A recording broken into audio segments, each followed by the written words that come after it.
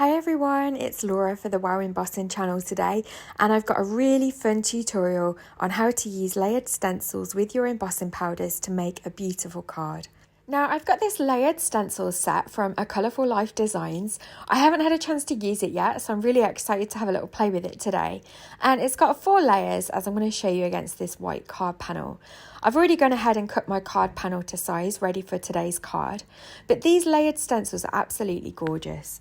And one thing that I like about these layered stencils is that they could be used on their own. For example, you could just use the dots, you could use the 2 flower stencils together, or you could just use the leaves, and I think you could create some really fun backgrounds. I also like how the stencils are numbered, so you know exactly which stencil you're going to use next. So I've got my card panel, as I said, it's 6x6, and I'm going to be using 4 different embossing powders. 2 are from a Funky Fossil trio, and I'm going to be using Blackberry and Lavender. And then 2 are from the most recent trio, the Dappled Pearl Effects, inspired by Marian Anderson. And I'm going to be using Newport and Laguna from that collection. So 4 different coloured embossing powders. So let's see how we're going to be able to use those with our stencils. So first of all, I'm just going to use my anti-static powder bag. This just makes sure that there's no kind of grease marks or anything on the paper. We want to make sure that we get a really crisp emboss and we don't want powder everywhere. Of course, you can brush some of it off with a paintbrush, but it's better to kind of avoid that in the first place if you can. So I'm just going to hold everything in place using my magnets on my glass mat, and then I'm going to go ahead and bring in the WOW Embossing Pad.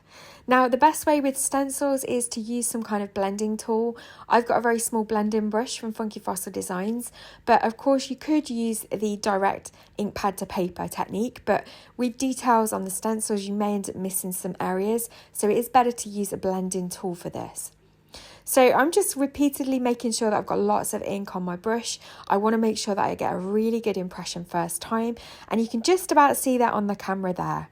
So for the first colour, I'm going to add the lavender, and this is a really lovely pale or pastel purple colour. I'm just using a piece of copy paper underneath to catch all the powder, then I can put that back in my pot, and then I'm going to heat set it on the hottest setting using my WOW heat tool. I have got a cork mat behind the paper. This does just help with warping, but as I go through this process I end up not really using it because some of the powders have got texture in them and I need to heat from underneath. So next I'm going to line up the second stencil, and because my card panel was already cut to size, it's really easy to line these stencils up with the edge of the card that I'm working on today. So that's another little trick. If you don't have any kind of special tool to help you line up your stencils, if you've already cut your card to size and you line up your first stencil with the edge of the card, it's a lot easier to then line up the next stencil. However, this stencil with its abstract design, it's a lot easier to just line up the stencil. It doesn't really matter if it's perfect, you're still going to get a great result. So again, I'm just using my blending brush and the embossing ink pad, and I just made sure that I've got all of those sections covered there. So again, I'm just going to remove my magnets, remove the stencil, bring back in that piece of copy paper, and I'm going to add the Blackberry colour now of embossing powder. This is a lovely, rich, deep purple, and it does have some ultra high particles in, so that's why I'm going to need to heat from underneath. I love the way that the ultra high particles blend into the embossing powder when it's melted, and it really gives a lovely effect. You can just about see them on the camera there. It kind of creates these specks of almost black but very deep dark purple, and yeah, it's just a lovely embossing powder, this one. So heating from underneath makes sure that those bits don't blow off, and it just makes sure that you get a lovely smooth heat embossed image. You're not kind of missing any particles that have blown away. So again, we're going to add the third stencil. So this is the leaf stencil, and I'm just making sure that that's all nicely lined up. Again, I can use my magnets and come back in with my blending brush, and again, just make sure that we're adding lots of embossing ink here. Of course, if you have got a stencil tool, then you could definitely use that, and you might find that that makes it easier. However, I find that it's just as easy to use the magnets on my mat, or you could use some washi tape or some low tack tape just to hold the stencil to the cardstock. And I think you can still get really great results. You don't need lots of different tools to get a good heat embossed impression. So it's just something to bear in mind. Don't feel that you need all the gadgets in order to be able to do this technique, because you don't.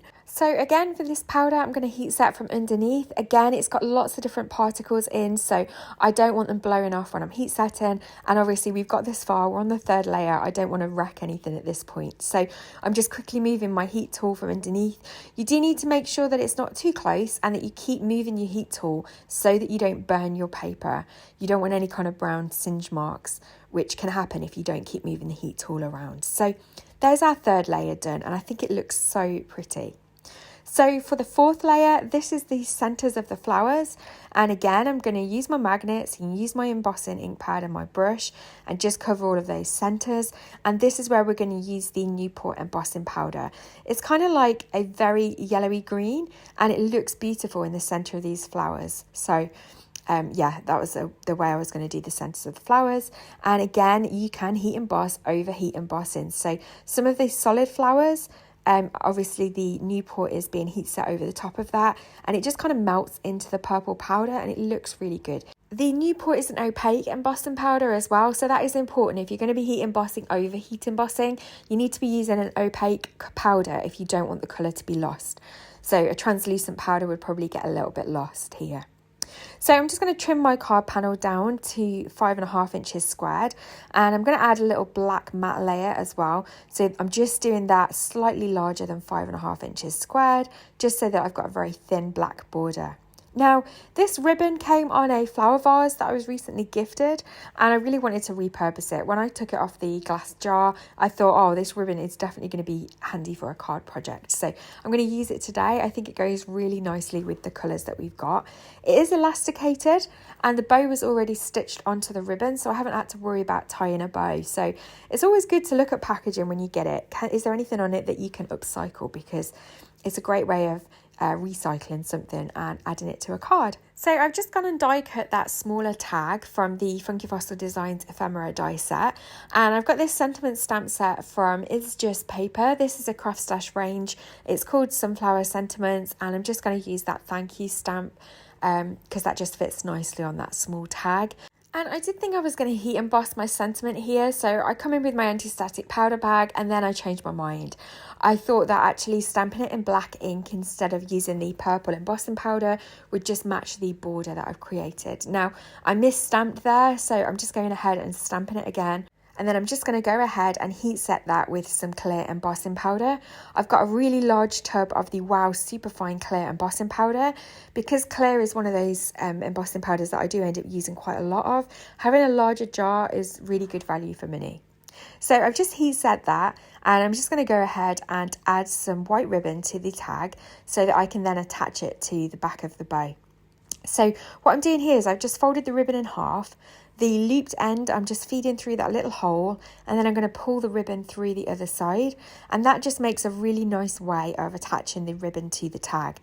I'm then going to go ahead and poke those two strands behind the bow where it's stitched to the other part of the ribbon. So I'm just taking it off the card there. I've tried to film this so that you'd be able to see it on the camera, but I know that the camera angle is not great. But I'm just feeding that behind the bow. And then once I've pulled that through, there's like a stitch on the other side. So I'm just going to grab my tweezers, and then I'm just going to kind of poke that through the stitch there. And that will just help the ribbon stay in place a little bit more.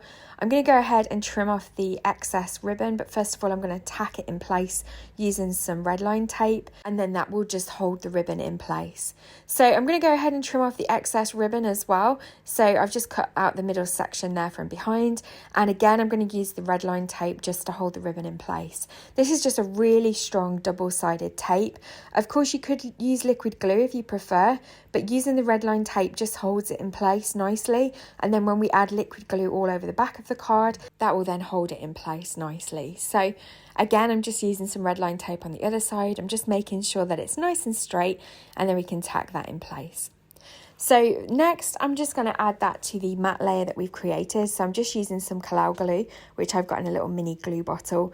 And I'm just going to make sure that I add glue all over the back of the card, all over the ribbon. We don't want any of this coming apart. So yeah, I use a good strong glue. It's probably better to use liquid glue here than a tape runner, for example. So once that's all in place, I'm going to then go ahead and add it to a 6x6 card blank. This is just a shop bought card blank. And again, I'm using the same strong glue, the Collall Glue, and just sticking that in place, making sure that it's nice and even around the border.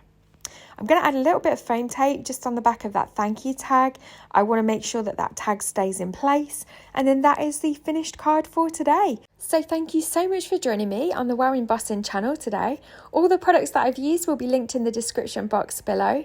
Please don't forget to give this video a thumbs up if you've enjoyed it, and please consider subscribing to the WOW channel as well. If you want to find me on my own channel, I'll leave a link to that in the description box as well, and a little card above. And yeah, I'll look forward to seeing the next video.